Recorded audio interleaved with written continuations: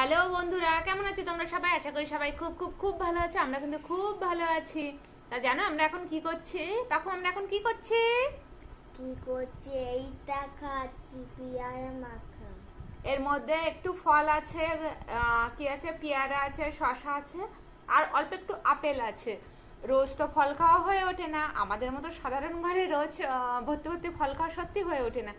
কিন্তু যেগুলো নাগালের মধ্যে থাকে একটু একটু করে কিন্তু ফল খাওয়া সত্যি খুব দরকার। এখন তো শীতকাল, বিশেষ করে শরীরকে বেশি হাইড্রেট রাখার জন্য ফল খাওয়া দরকার। তো এই যে আমাদের মহারাজ, ইনি নর্মালি ফল খেতে চাইবে না, চিবিয়ে খাবে না, আর পেয়ারা মাখা খাবে, আবার সেটা নুন দিয়ে লঙ্কা দিয়ে ঝাল ঝাল করে মেখে।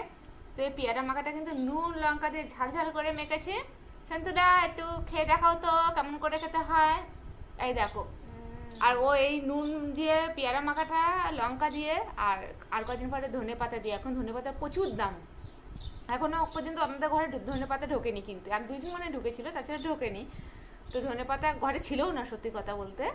তো এইগুলো দিয়ে ভালো করে মাখিয়ে কাসুন্দি দিয়ে মাখলে কি টেস্ট হয়, হেভি লাগে। আর পেয়ারাটা মেখে না খানিকক্ষণ রেখে দিতে হয়, আর ওই যে জলটা বেরোয় না, কি টেস্টি লাগে তাই না সন্তুলা?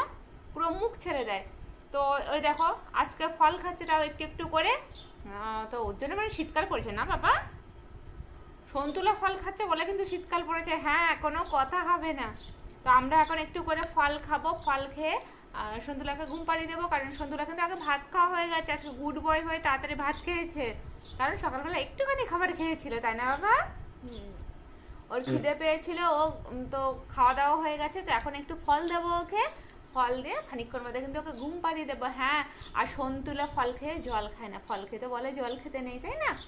আর বিকেলের পরে ফল খেতে এর জন্য বারণ করে যে ডাইজেস্টের সমস্যা হতে পারে, তার জন্য। তাছাড়া আদার্স কিন্তু সেরকম কোনো সমস্যা থাকে বলে আমার মনে হয় না। আমরা কিন্তু খেয়ে নিই, কম বেশি খেয়ে নিই। তো চলো আমরা এখন বসে বসে ফল খাই।